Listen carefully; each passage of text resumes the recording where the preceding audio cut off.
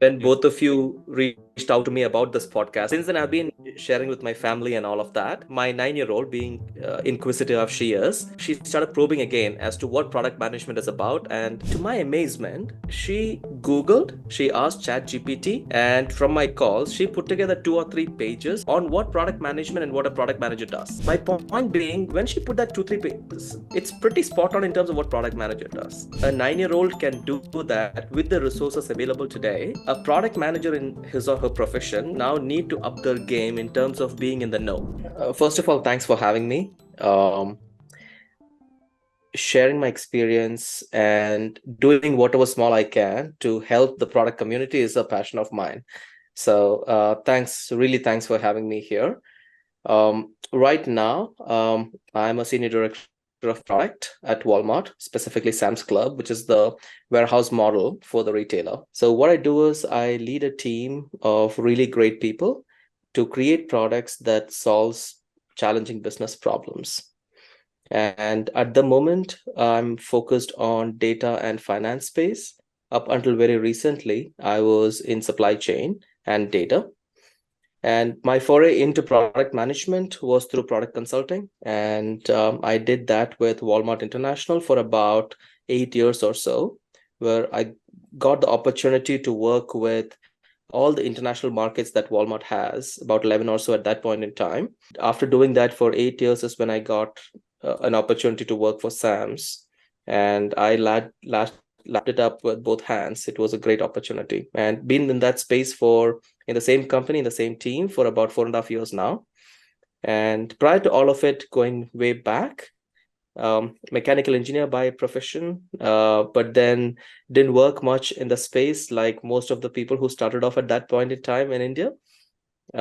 Soon got into development. I was a developer for about 6 7 years or so before getting into product consulting.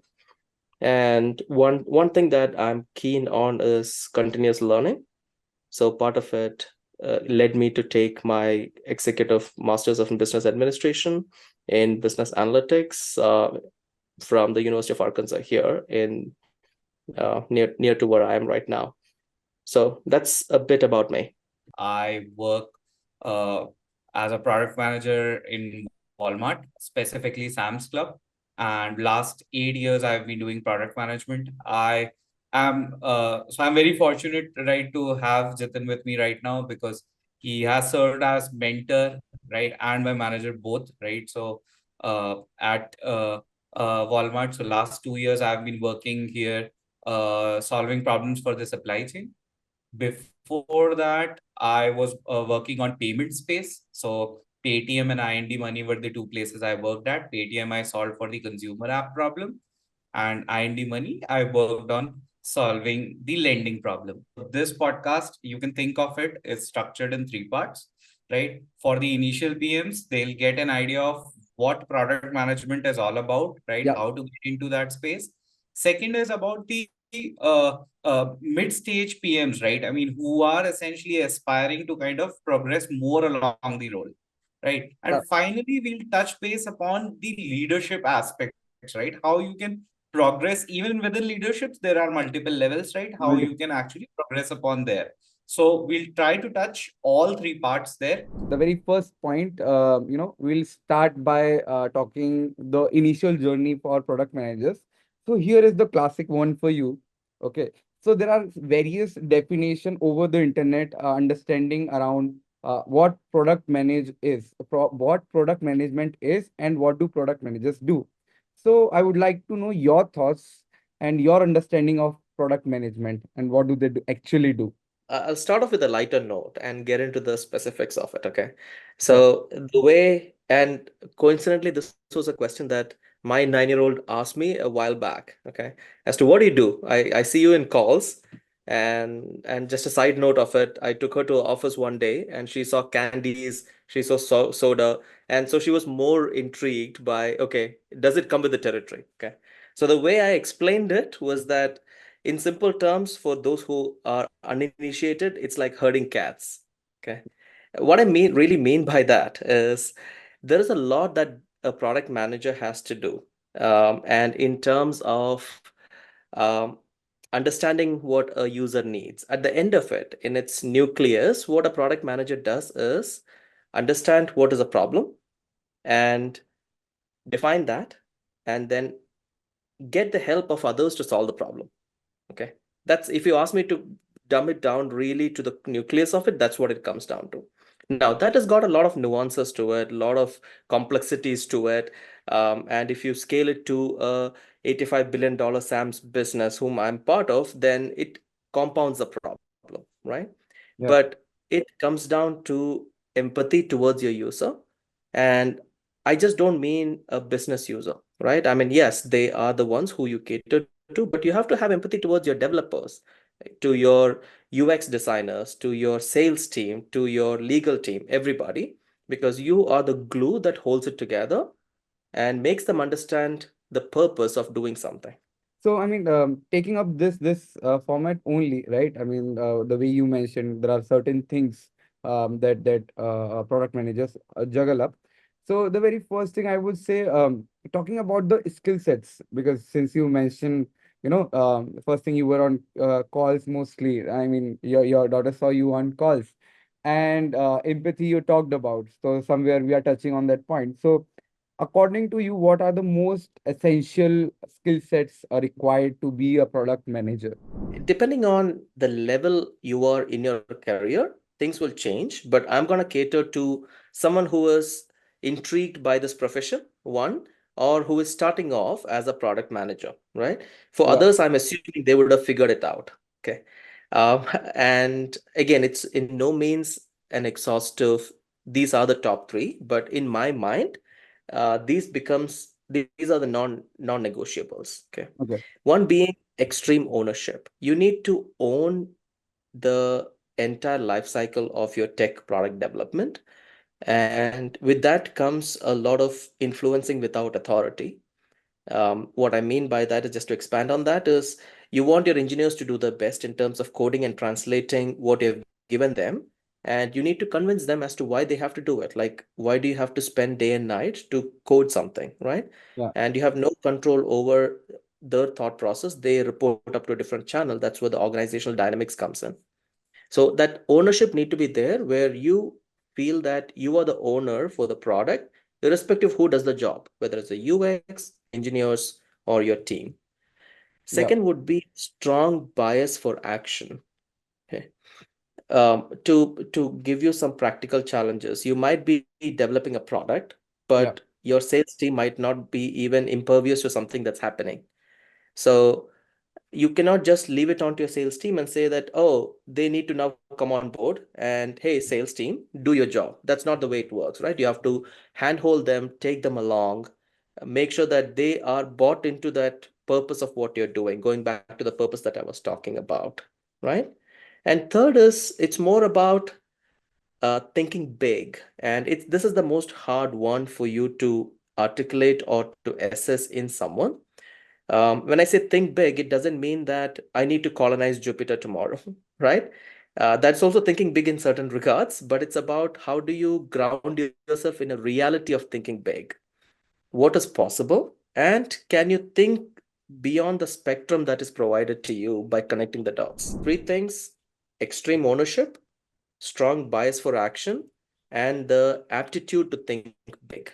These three things should be fundamental core for any product manager. There is bit of skepticism around industry because one of the skill sets that people consider by default is being technically sound or coming from a technical background. So is it something that you think would be a differentiator for people who are, joining in for the first time and initiating their journey as a product manager?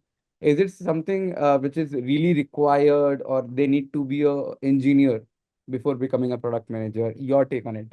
I attribute it to more of a FOMO, fear of missing out, Mm. when you have to have some technical conversations. And if you think that, oh, what if I'm not able to come across as educated, nuanced in that conversation, right? Yeah, I'll give you a flip side to it though, and then I'll come to this one. The other common question I get is, do you need an MBA to be a product manager? Okay, and again, both go very hand in hand. Okay, and I can give you a an quick anecdote. I won't take too much time, but quick anecdote from my personal life itself. When I got into product consulting, I was working with really smart people who every day you have to bring your A game to be on top. Okay. And the whole consulting world was in my organization was about 3,000, 4,000 people strong. And I could count in one hand how many people did not have an MBA, and one being me, myself. Okay. Okay. So you can imagine the level of insecurity that creeps in because you have this preconceived notion that you need an MBA to do it. But now that I think about it, I did decently well. I was able to hold off and be among one of those people who were able to excel at it.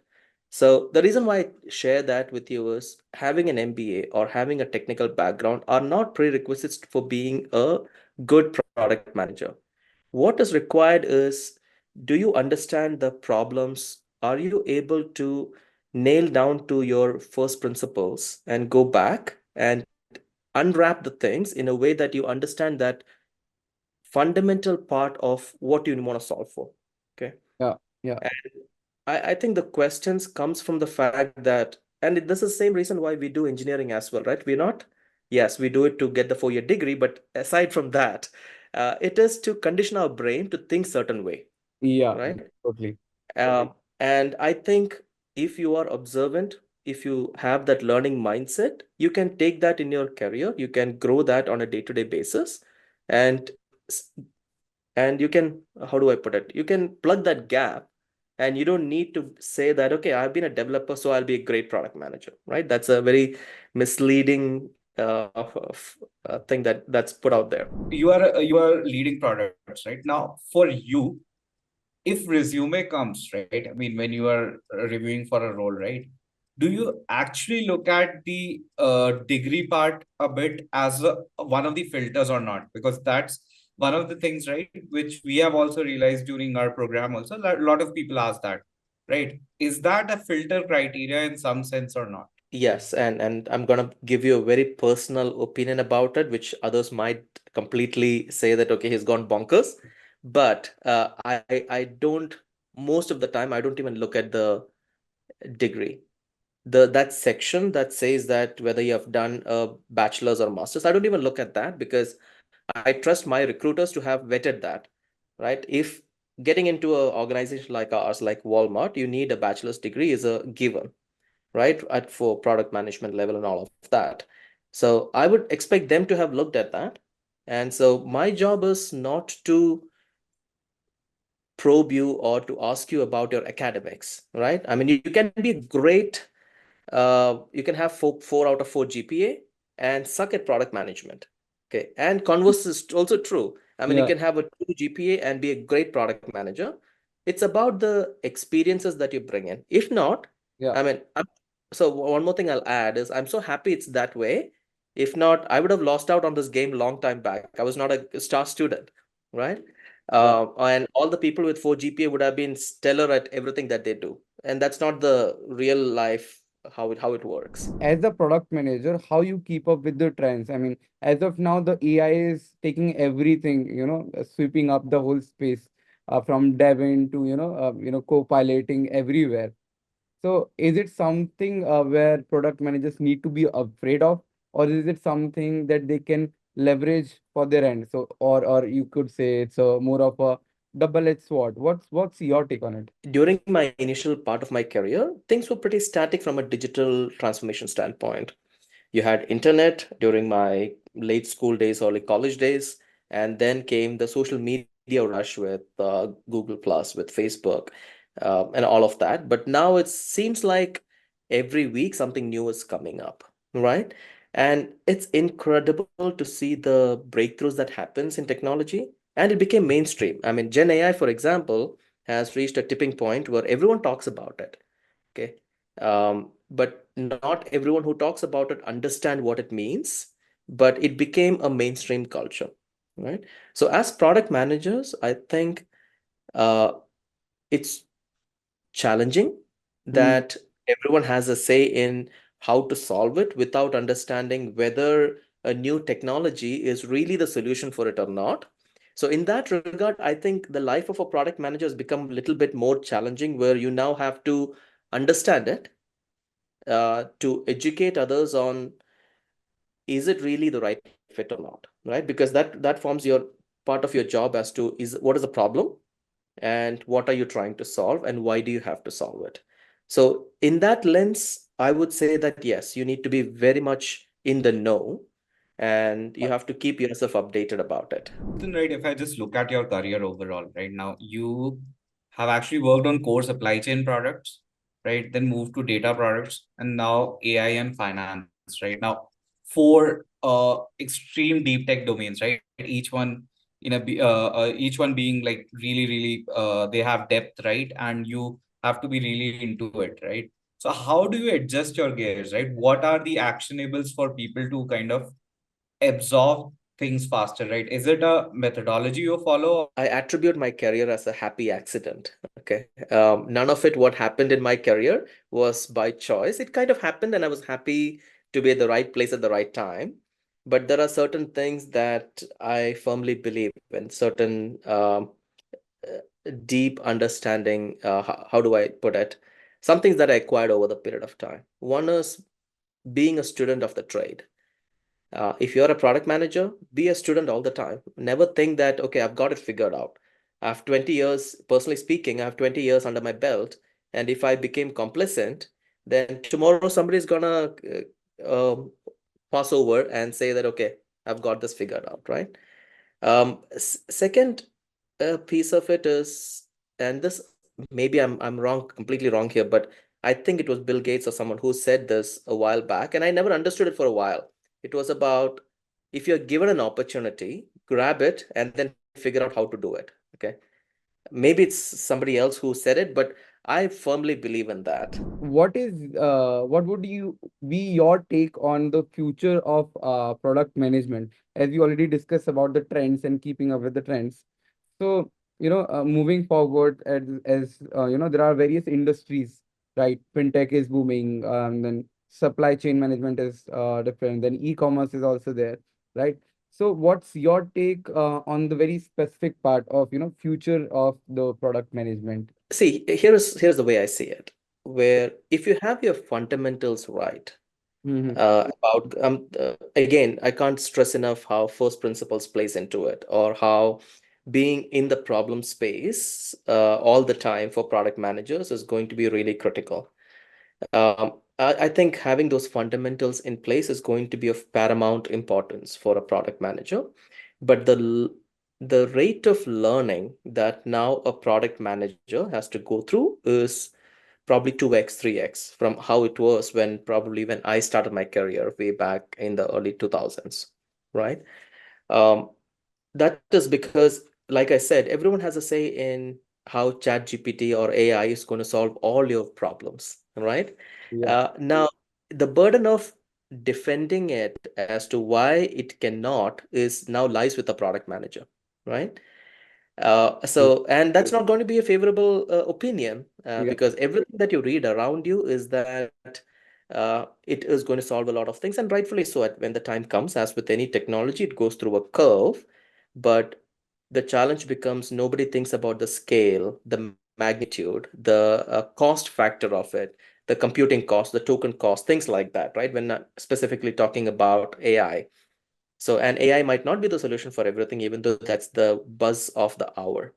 So I think as a product manager, the way things would change is you now need to double down on understanding the problem, but also be empathetic towards your users and be more of an educator for them on, hey, yes, this is the problem you want to solve. Don't worry about the how part of it, right? Now everyone says that, yeah, I know how to solve it.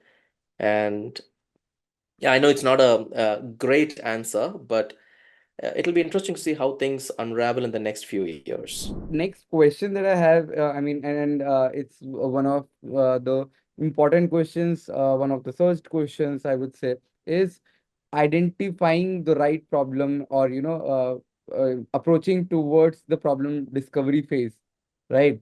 Where we also sort of touched upon, staying into that problem space for a while, right? So if you could give us the idea, how ideally a great or a versus good product manager would approach towards the problem discovery phase, and how one should ideally approach towards identifying the right problem. And I'll add a flavor of what it means, what a problem means in terms of a existing product, right? And in terms of a 0 to 1 product. That whole mind shift is completely different when you talk about a problem, right?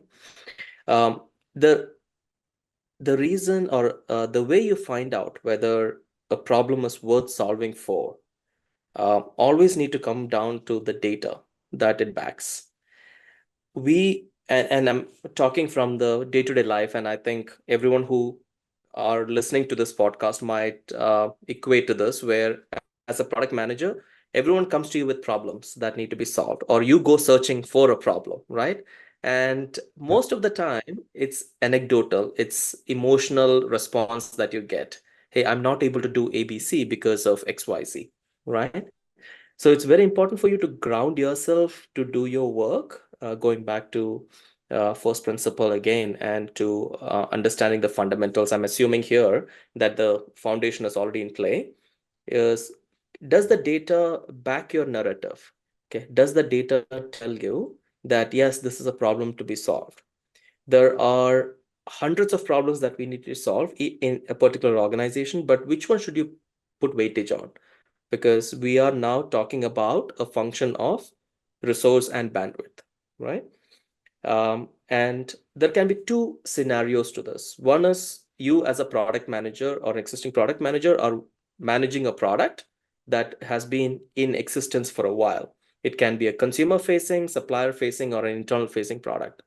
Then the kind of problem that you solve might be very much narrowed to an optimization or an enhancement or solving something, right? Yeah. Even then, data plays a role.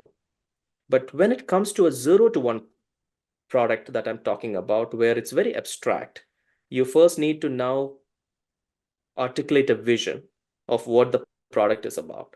And that vision need to resonate with a much larger problem in magnitude that might have to be broken down later, but the vision need to articulate for that and have a mission for it. Add on to the question that you have, right? So, and this is regarding organizational DNA, right? So, for example, a company like Microsoft might think of the same problem very differently from way the Walmart does, or way Adobe or Airbnb does, right? So, how do people actually kind of go about approaching that, right? So, like when they are looking at problems, right? Suppose an ex person, right, who has just joined a new company, right? What all few things they should kind of understand from the organizational play standpoint, right? At which are the, as you talked about vision, right? But what is the exact vision and what's the DNA of the organization? How can they figure that out? Depending on the organization, things will be very different, right? And it is, I'm gonna go a little bit into the leadership aspect of it as well here, right? Not just about how do you solve it, because when you talk about organizational DNA, it's constituted of leaders who have to enable things for you, right? As an individual contributor. So in that sense, um, it's also about what is the leadership style of an organization.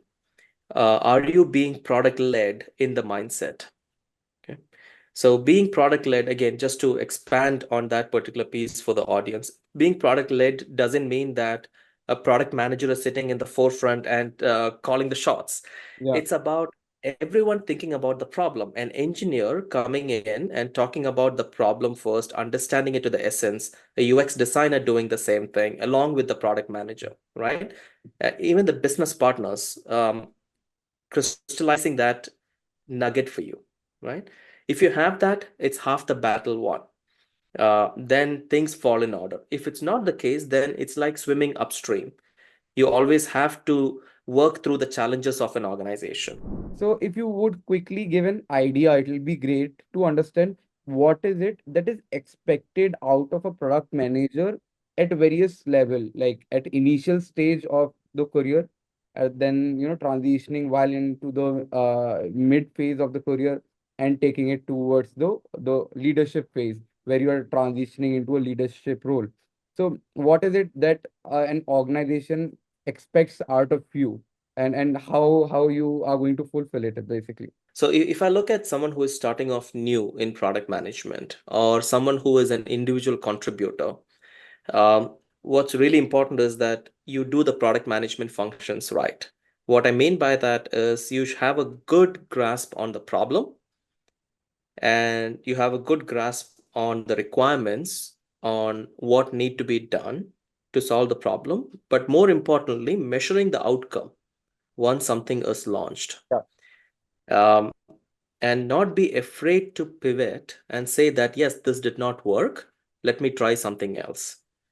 Uh, Nothing can be as worse as doubling down on your mistakes and saying that, no, let me keep doing it till I find a different result. Okay. Uh, we know that's insanity, but besides the point. Yeah. Um, so having that courage to pivot is also very important for a product manager as an individual contributor. It kind of overlays with your organizational dynamics, whether you have the safe space to do it, but we will not get into that. But these three things becomes important, and where everything is about data and you focus on sharing your outcome through data and not anecdotally, right? Now Yeah. comes the second phase. What we talked about is about someone starting off who is an individual contributor, but then there is a portion of folks who are at the cusp of individual contribution, but they want to transition into people management, or they have just transitioned into people management. Um, my biggest thing for them is discover your leadership style. Okay. There is no cookie cutter leadership style that fits for everyone. There are great books written about it, but depending on who you manage, who you lead, manage is I would like to stay away from the word manage. Anyone can manage other people, but about who you lead, you need to discover your leadership style. It can be very different, even with how you approach people within your team. You cannot just have one leadership style for your team. So that for those people who are in that cusp of getting in or are early managers, that's the one big takeaway for me. As how do you become good leaders and understand what works for you, what doesn't work for you? Hmm.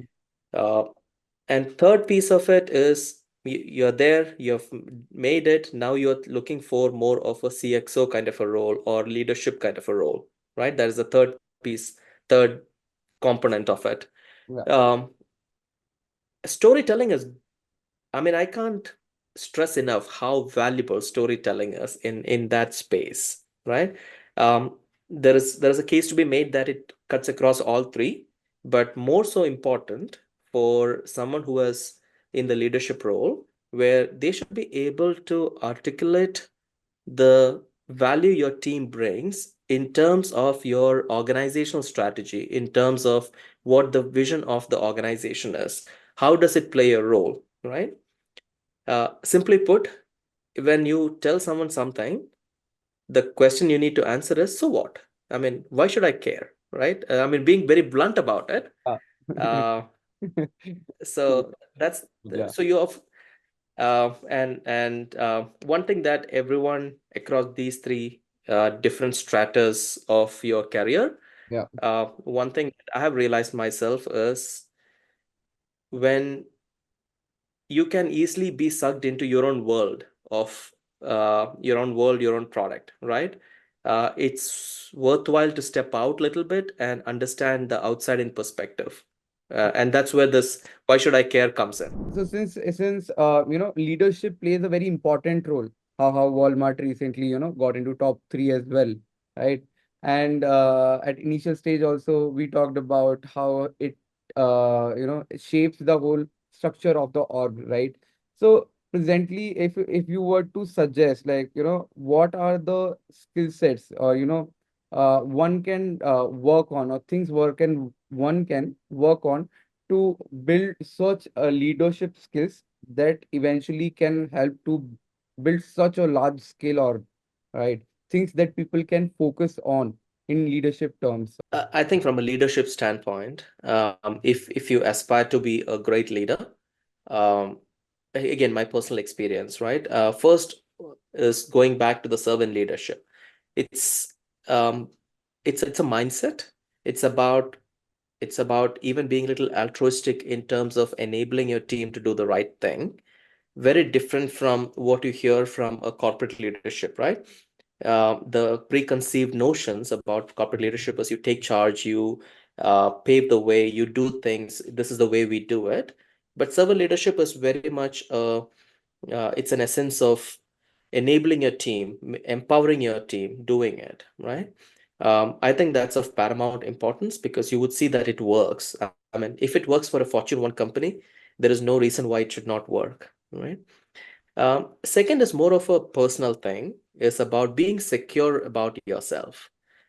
And I found that to be an intrinsic part of leadership where you would want to hire smart people and often smarter than you and give them space to grow and nourish and flourish, right? You can only do that if you are secure in yourself, in your capabilities, and and this is the third piece of it, is being a student of the trade, having a learning mindset. There is much more to be learned from people who report up to you, who you work with, who you interact with on a daily basis, right? And at the end of the day, even though we are all in a corporate environment, it's people talking to people, right? So there is empathy involved. There is going to be people going wrong sometimes. So you have to have that space to work with. How much value add do only books do? Right. I mean, this is some of the things which I have observed, right? Because a lot of times, right, people kind of mention about books, right? But what's the efficacy of those books, right? Like, for example, as you mentioned, right, there are 20 leadership books you can read about them and still not be a leader. See, I've got a very simple outlook of life. Okay. And with that, what I mean is the way I look at it is if you are a voracious reader, you can read hundreds of books, right? Uh, and if I read books, I become a great leader. If that is the hypothesis, then all great readers should be great leaders, right? That's not the case at any point in time. Yeah. It's about how do you apply something that you have read or you have assimilated in a way that works for you. A great strategist, I mean, mind-blowing strategist, right? I highly doubt, and since Dhoni is not gonna come and refute my claim, I'm just gonna put it out there. I don't think he would have read much cricket books, Yes. right? He's a great student of the game. He learns it. I mean, DRS probably 100% spot on, he is, right? Yeah. Doesn't get baffled by the result, but he puts all his weightage on the process. Why is that, right? Because there are certain things that helps him to be a great leader, right? So that's what I look up to, where look up to people who have made it happen in a practical sense. What's the difference in characteristics of people, right? Since you have worked in Chile also, right? Different US geography, right? India also, right? What's the difference in kind of their kind of thinking, right? Customer mindset, and is there any fundamental shift required in product thinking? That's a really good question, Naivedya. I mean, I would not have had the foresight first to ask the question if I had not worked in such challenging environments. Um, what it comes down to is yes, there are differences. There are a lot of differences from the way you work in the US, the way you work in India for your customers, or in Japan, where I was a while, or work for other international markets that you work for. And it's culturally very different. It's different from a risk propensity standpoint. It's different, like you said, from a customer, uh, what do you call, a customer satisfaction. Choices standpoint. Yes. Yeah, all of that is very different.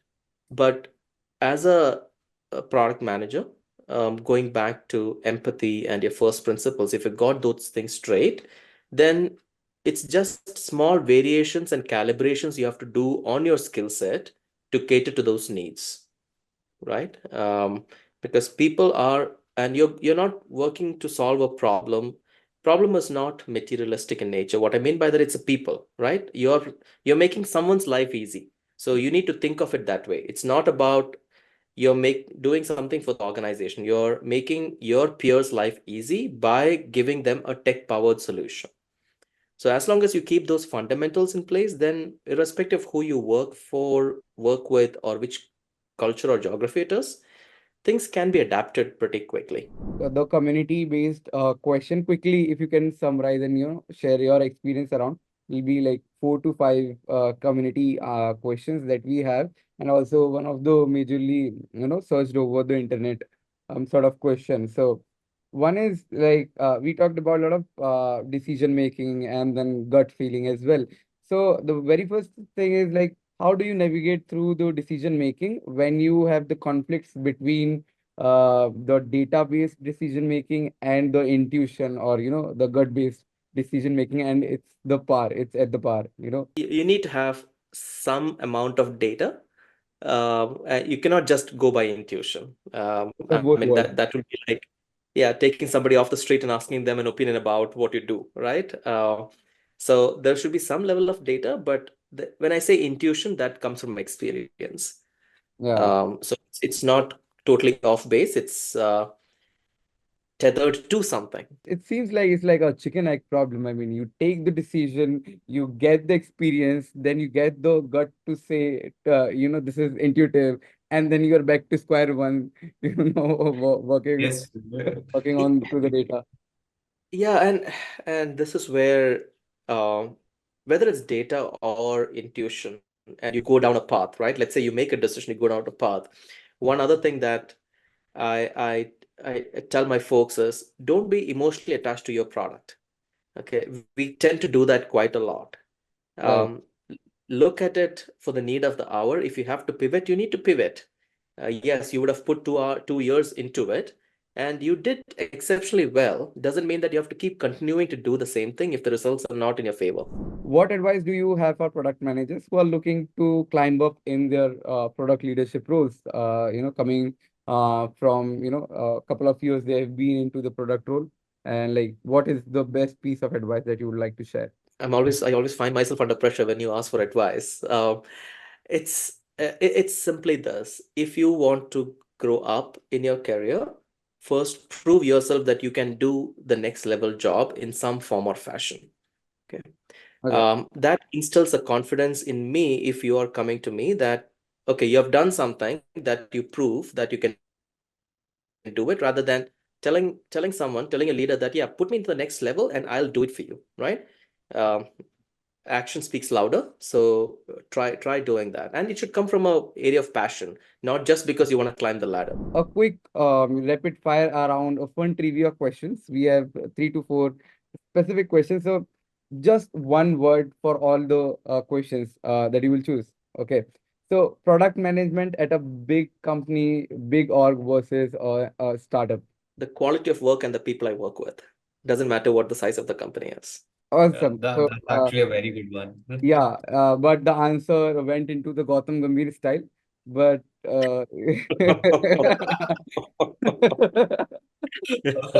Yeah, true. I hope people get this reference. If you are a cricket lover, I mean, people will definitely get this thing.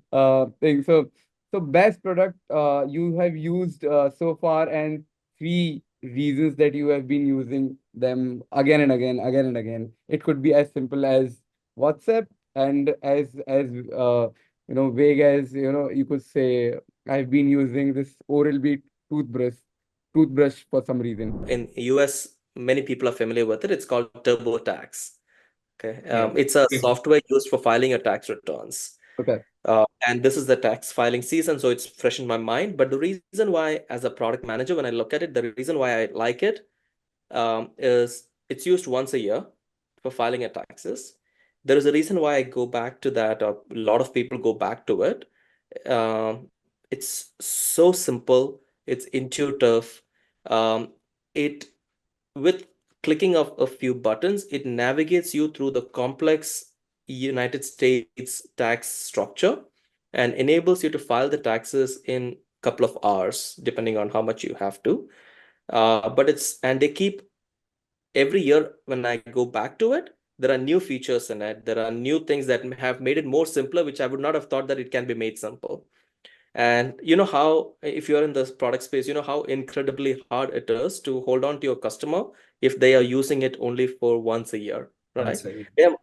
They have other tools that they provide, but this particular filing of taxes is used only once a year. So I can empathize with the pain that the product managers in that company go through, and the thought process and the brain Yeah. power that they have to use for that. So moving forward, as a product manager, so is it iOS or Android? Android, any day. Okay. So is it ChatGPT or Gemini? Whichever works for me. It's both are at two early stages that I'll take advantage of both. Cool. I mean, that was pretty much it to, talking about the trivia questions. So towards the last, the three books that you would recommend, um, segregating one for initial folks who are transitioning into product role, one for the people who are into their mid-career, and lastly, the leadership folks for the, people who are looking to get into the leadership roles. So yeah, your book suggestions would be. The first one would be the Lean Product Playbook by Dan Olson. Okay. I would recommend that to anyone who is intrigued by product management as a profession, who has not gotten into it, or someone who is already in product management in the initial phases of career. There are a lot of misconceptions about product management versus project management. What is product management, what it is not. I Yeah. think that book does a really good job of being at the surface at a high level, talk about product market fit, talk about problem space, then touches upon solution space. But I think that kind of grounds you to answer all the basic questions. That's the first one. Second one would be Escape the Bill Trap by Melissa Perry. I think that's good across the board. Whether you are in product or not, whether you are in tech space, it's a good read because it talks about product mindset.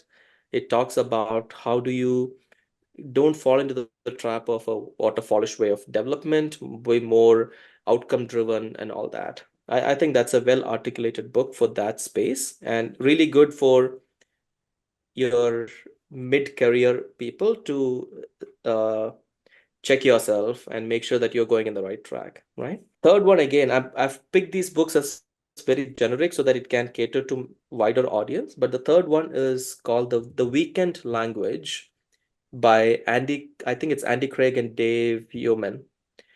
Very small book, about 100 pages, but really informational in terms of how do you articulate your story? How do you do the storytelling?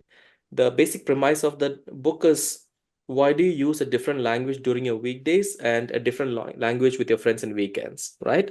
It talks about, and going back to why should I care? How do you cater to your upper management? This book does a really good job of kind of giving you some hard truths and prompt you for introspection. Awesome, awesome. So I guess think that's pretty much it from our end, and I guess we enjoyed a lot of insights from your end and amazing suggestions that you made. Felt like, it's for the product manager, by the product manager, to the product manager, and that's pretty much it. So very well said and very well articulated. So with this, let me give a quick closing for the session. Thank you for joining us here. Thank you, Jitin, for joining us over this call and sharing so much insights. And thank you, Naved, for joining us here over the call.